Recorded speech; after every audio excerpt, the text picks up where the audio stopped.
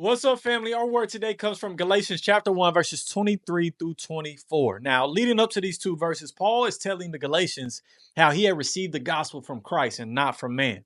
He talks about his journey and what happened after he received the gospel to further prove his point. In verses 22 and 23, Paul explains how he was unknown by sight to the churches of Judea, that the churches had only kept hearing that the man who once persecuted us is now preaching the faith which he once tried to destroy. In verses 24, we get to see their response to the news. Paul tells us that the people were glorifying God because Paul was now preaching Christ. Family, I love these verses for two reasons. One, it truly shows the power of the Most High and the influence that he has on us, as Paul was known for persecuting Christians, one of the top dogs, right? But after he experienced Christ in his life, he was now preaching the same message as the church. Powerful, right? Now, the second reason is because I love the response of the churches of Judea. It says that they glorified God because of Paul.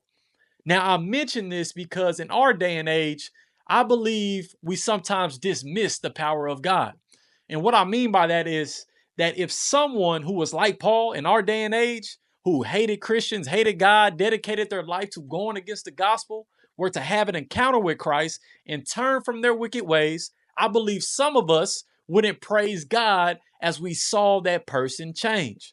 Some of us would say, yeah, right, man, ain't no way that person has changed. Or we would say, man, they don't really mean it. They just playing around. And a lot of us would still treat and look at that person as if they are still who they once used to be. It happens all the time. Men and women change their lives in an instant. And instead of being supportive, we become doubters. Instead of being joyful, praising God like the churches of Judea, we become judgmental. Some of us wouldn't glorify God for using that person as the church of Judea did with Paul, but rather we will find ourselves doubting the power of God. Now, I know some people might be deceptive with their words as if they are changed, but really not.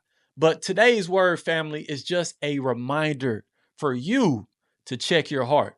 When you hear that crazy story, don't let doubt, hate, or judgment be the first thing that comes to your mind. Check that. If that person isn't really changed, it will show in time, right? We'll be able to see it by their fruit. So I just want you to ask yourself, do you believe an encounter with God can really have an impact that creates a 360 change in someone's life?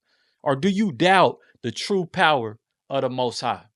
Let's make sure we are praising the Most High when he brings our brothers and sisters back home and stand in awe of his power. I love you guys. Shalom. Peace.